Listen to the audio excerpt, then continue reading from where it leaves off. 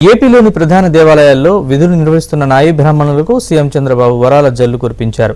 ఎన్నికల్లో చంద్రబాబు ఇచ్చిన హామీ ప్రకారం రాష్ట్ర దేవాలయాల కేశ ఖండనశాలలో పనిచేసే నాయి బ్రాహ్మణులకు గౌరవ వేతనం 20,000 రూపాయల నుంచి 25,000కు పెంచుతూ జీవో 130 విడుదల చేశారు. సీఎం చంద్రబాబు నిర్ణయంపై శ్రీశైల దేవస్థానం కేశ ఖండనశాల నాయి బ్రాహ్మణులు హర్షం వ్యక్తం చేశారు. శ్రీశైలం దేవస్థానం దేవాలయం ఎదుట 501 కొబ్బరికాయలు కొట్టి మొక్కులు చెల్లించుకున్నారు. కార్యక్రమంలో రాష్ట్ర నాయి బ్రాహ్మణ కార్పొరేషన్ ఉమ్మడి కర్నూలు జిల్లా డైరెక్టర్ విజయ్ కుమార్, శ్రీశైలం మండల టీడీపీ ఇన్ఛార్జ్ ఉండవల్లి శ్రీనివాసరెడ్డి, ఇతర నేతలు పాల్గొన్నారు.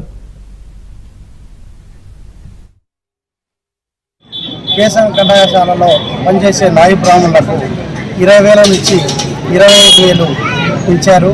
జీవో 130 కూడా రిలీజ్ చేశారు. నాయి బ్రాహ్మణుల అండ తెలుగుదేశం జెండా.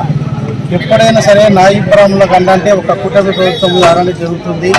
అదేవిధంగా కూటమి ప్రభుత్వం ఏర్పడిన తర్వాత నాయి బ్రాహ్మణులకు దేవాలయాల పాలక మండలాల్లో కూడా సభ్యునిగా కూడా ప్రకటించారు. అదేవిధంగా దేవాలయాల్లో పనిచేసే నాగస్థాన విద్వాంసులకు కానీ వాళ్ళకు కూడా ఖచ్చితంగా జీవో రిలీజ్ చేసి పర్మిట్ ఇచ్చేయాలని చెప్పి ఉద్దేశంలో గవర్నమెంట్ కూడా ఉంది. ఖచ్చితంగా తొందరలో అది కూడా జరుగుతుంది.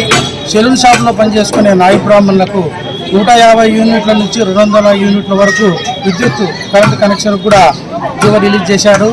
అదేవిధంగా రాబోయే కాలంలో నాయి బ్రాహ్మణులకు అన్ని విధాలుగా ఈ కూటమి ప్రభుత్వము ఖచ్చితంగా ముందుంటుందని తెలియజేస్తారు.